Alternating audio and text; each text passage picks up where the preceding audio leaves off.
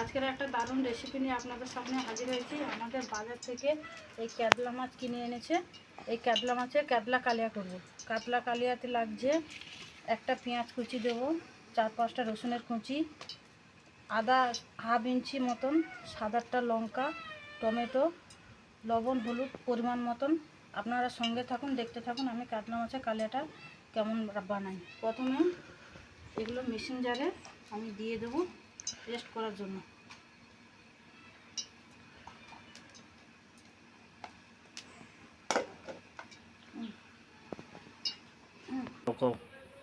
এক চামচ লবণ দিয়েছি, 1 চামচের হলুদের গুঁড়ো, আর অল্প একটু লাগবে।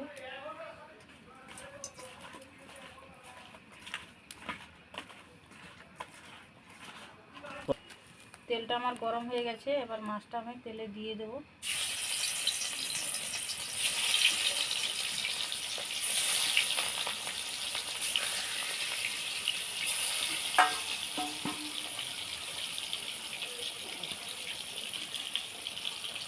মাছটা ভাজা হতে থাকুক, আমি ততক্ষণ মিক্সিং জারে মশলাটা করে নেব।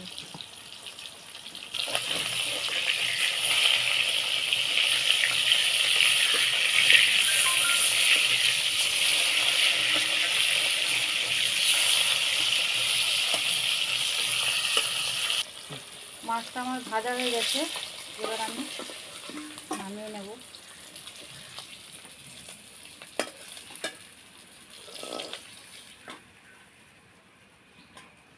যেহেতু আমার তেল আছে, প্রথমে দিয়ে দেবো পেঁয়াজ কুচি,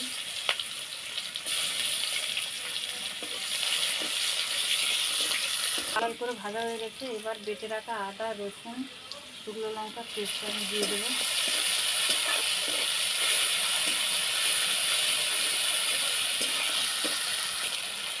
তারপর দেবো টমেটো,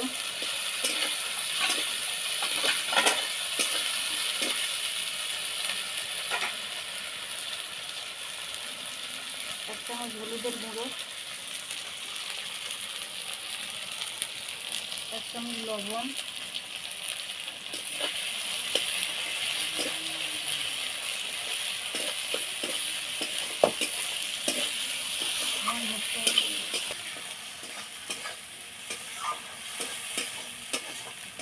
আমি আজকে কাতলা মাছের কালিয়াতে দই দেবো না, দই ছাড়া রান্না করব। আপনারা সঙ্গে থাকুন, দেখতে থাকুন কেমন আমি রান্না করব। অল্প একটু জল, মশলাটা ভালো করে মেশানোর জন্য একটু জল দিয়ে দিলাম।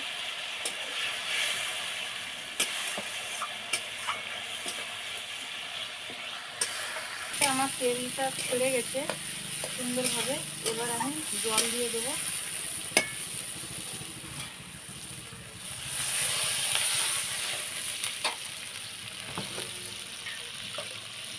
পরিমাণ মতন জল দিয়ে দিয়ে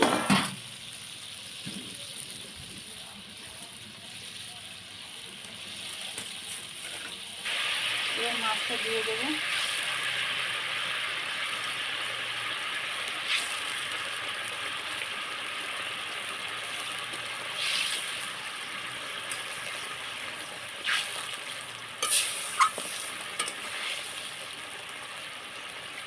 হয়ে এসছে, এবার আমি একটু গরম মশলা কিন্তু ছড়িয়ে দেবো উপর থেকে।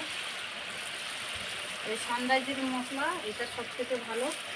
এটা তো সব কিছু মেশানো আছে, 5 রকম মেশানো আছে। এই যে 500 রকম মশলা মেশানো আছে এর মধ্যে। এবার আমি নামিয়ে আনবো রান্নাটা।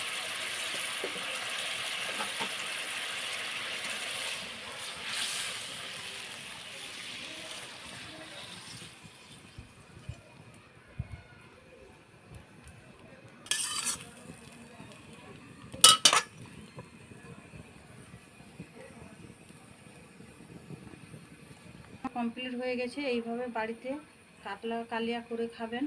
ভালো লাগলে লাইক কমেন্ট শেয়ার করবেন। নমস্কার, বিদায় নিচ্ছি সুজাতা রান্নাঘর থেকে।